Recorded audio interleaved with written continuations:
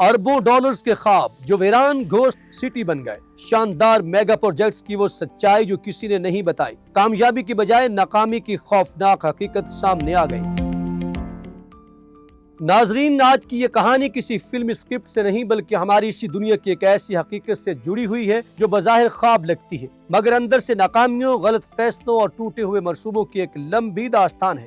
جہاں اربوں ڈالرز کے میگا پروجیکٹس شروع تو بڑے دعووں، بڑی امیدوں اور شاندار مستقبل کے وعدوں کے ساتھ کیے گئے، مگر وقت نے انہیں ایک ایسا انجام تک پہنچا دیا جہاں آج وہ یا تو ویران کھڑے ہیں یا ادھورے ہیں یا پھر مکمل طور پر بھلا دیے گئے ہیں۔ ترکی میں ایک ایسا لگژری منصوبہ شروع کیا گیا جس میں سینکڑوں چھوٹے چھوٹے قلعہ نما محلات بنانے کا خواب دیکھا گیا۔ مقصد یہ تھا کہ مشرق وسطیٰ کے امیر ترین افراد یہاں آ کر اپنی چھٹیاں گزاریں اور ایک پرتعیش دنیا کا حصہ بنے۔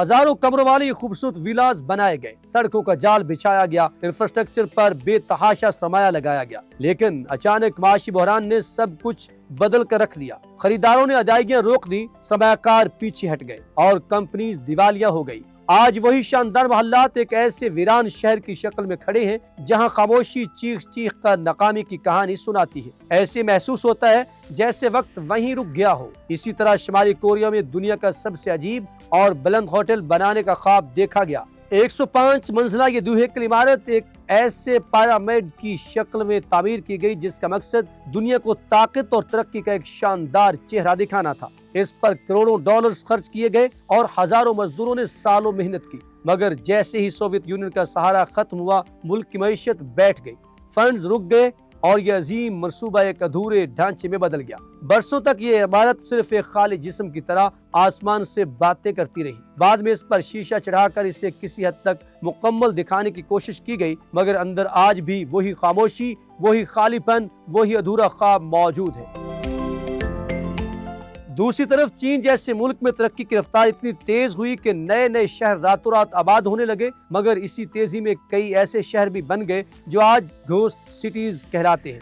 ایک ایسا شہر بھی بنایا گیا جہاں لاکھوں لوگوں کی گنجائش تھی، جدید سڑکیں، خوبصورت عمارتیں، پارکس اور ہر سہولت موجود تھی، مگر مسئلہ یہ تھا کہ قیمتیں عام آدمی کی پہنچ سے باہر تھی اور روزگار کے مواقع نہ ہونے کے برابر تھے۔ نتیجہ یہ نکلا کہ وہ شہر آباد ہونے کی بجائے ویران رہ گیا۔ سڑکوں پر ٹریفک لائٹس تو چلتی رہیں مگر گاڑیاں نہیں تھی، گھروں میں کھڑکیاں تو تھیں مگر ان کے پیچھے زندگیاں نہیں تھی۔ یہ شہر ترقی کا ایک ایسا ماڈل بن گیا جو کاغذ پر تو مکمل تھا مگر حقیقت میں خالی تھا۔ پھر اگر ہم دبئی کی طرف نظر دوڑائیں تو وہاں بھی انسان کی خوابوں کی کوئی حد نظر نہیں آتی۔ سمندر میں مصنوعی جزیرے بنانے کا ایک عظیم منصوبہ بنایا گیا جسے ورلڈ آئی لینڈز کہا گیا۔ مقصد یہ تھا کہ دنیا کے نقشے کو سمندر میں دوبارہ بنایا جائے اور لوگ وہاں اپنی اپنی جائیدادیں خرید سکیں۔ اربوں ڈالرز کی سرمایہ کاری سے ریت اور پتھروں کے ذریعے سمندر میں زمین بنائی گئی، مگر 2008 کے عالمی مالی بحران نے اس منصوبے کو بری طرح متاثر کیا۔ کام رک گیا، سرمایہ کم ہو گیا اور جو جزیرے بن بھی گئے تھے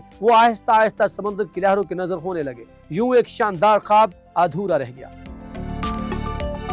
اسی طرح ملیشیا میں فارسٹ سٹی کے نام سے ایک ایسا منصوبہ شروع کیا گیا جو دنیا کا سب سے ماحول دوست اور جدید شہر بننے والا تھا، جہاں عمارتوں پر درخت لگے ہوتے، گاڑیاں زیر زمین چلتی اور اوپر انسان فطرت کے ساتھ زندگی گزارتے۔ مگر یہ منصوبہ ایک بڑی غلطی کا شکار ہوا۔ اسے چین کے امیر طبقے کے لیے بنایا گیا تھا، مگر بعد میں چین کی پالیسیز نے سرمایہ باہر لے جانے پر پابندیاں لگا دی۔ نتیجہ یہ ہوا کہ نہ چینی خریدار آئے اور نہ مقامی لوگ اتنے مہنگے گھر خرید سکے۔ آج وہاں شاندار عمارتیں، خوبصورت سڑکیں اور جدید سہولتیں تو موجود ہیں، مگر انسان نہیں، زندگی نہیں، صرف خاموشی ہے۔ یہ تمام کہانیاں ہمیں ایک بہت بڑا سبق بھی دیتی ہیں کہ صرف بڑے خواب دیکھ لینا کافی نہیں ہوتا۔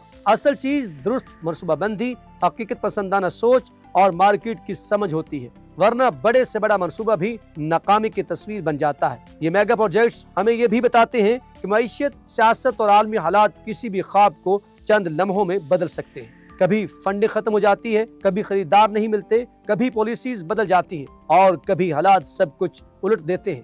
آخر میں یہ سوال ضرور پیدا ہوتا ہے کہ کیا ہم مستقبل میں بھی ایسے ہی بڑے خواب دیکھ کر انہیں غلطیوں کو دہراتے رہیں گے یا پھر ہم سیکھ کر بہتر فیصلے کریں گے؟ دوستو، یہ وہ سوچ ہے جو اس پوری کہانی کو ایک سبق میں بدل دیتی ہے کہ ترقی صرف بڑے منصوبوں میں نہیں بلکہ درست سوچ اور مضبوط حکمت عملی میں ہوتی ہے۔ ناظرین، آپ کی کیا رائے ہے؟ کمنٹ سیکشن میں جا کے ضرور بتائیے گا۔ ہمیں رہے گا آپ کے فیڈ بیک کا انتظار۔ اب تک کے لیے اتنا ہی۔ اللہ نے کے بعد